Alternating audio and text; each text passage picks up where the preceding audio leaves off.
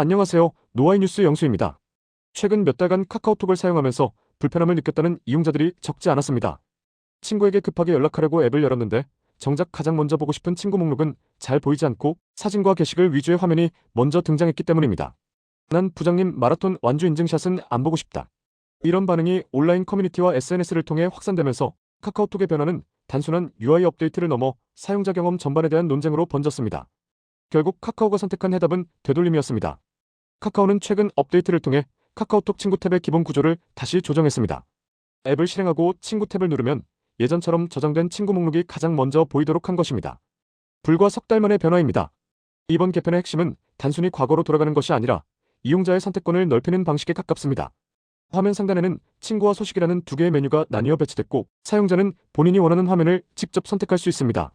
연락처 중심의 메신저 사용이 익숙한 이용자는 친구 탭을 통해 빠르게 사람을 찾을 수 있고 지인들의 근황이나 사진, 게시글을 보는 것을 선호하는 이용자는 소식 탭을 선택해 피드 형태의 화면을 이용하면 됩니다. 하나의 정답을 강요하지 않고 사용 방식에 따라 선택할 수 있도록 구조를 바꾼 셈입니다. 이 변화의 배경에는 지난 대규모 개편에 대한 강한 반발이 있었습니다.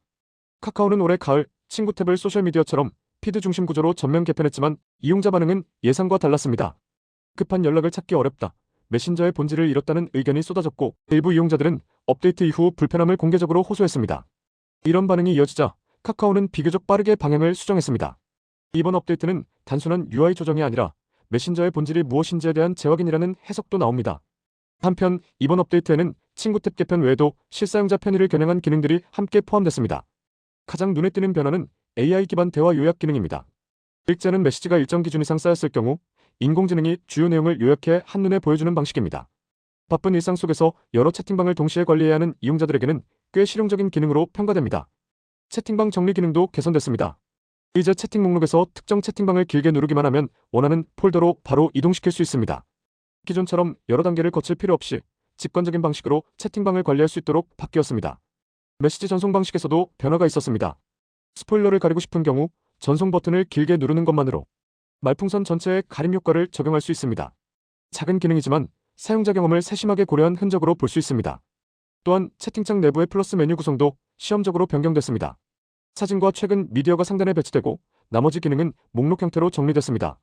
이 기능은 실험실 메뉴를 통해 사용자가 직접 켜고 끌 수 있어 기존 방식이 더 익숙한 이용자는 그대로 사용할 수 있습니다. 업계에서는 이번 결정을 카카오의 현실적인 선택으로 보고 있습니다. 플랫폼 확장과 수익 모델을 고민하는 과정에서 소셜 기능을 강화하려 했지만 메신저라는 서비스의 본질과 사용자 기대치를 다시 고려하게 됐다는 분석입니다. 결국 이번 변화는 하나의 메시지로 정리됩니다. 바꾸되 강요하지 않는다. 카카오는 모든 이용자를 하나의 사용 패턴으로 묶기보다는 각자의 방식에 맞게 선택할 수 있는 구조를 택했습니다.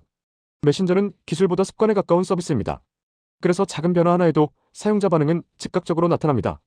이번 카카오톡 친구 탭 보고는 기술 기업이라 하더라도 사용자 경험을 외면할 수 없다는 사실을 다시 한번 보여주는 사례로 남을 가능성이 큽니다. 이상 노아이뉴스 영수였습니다.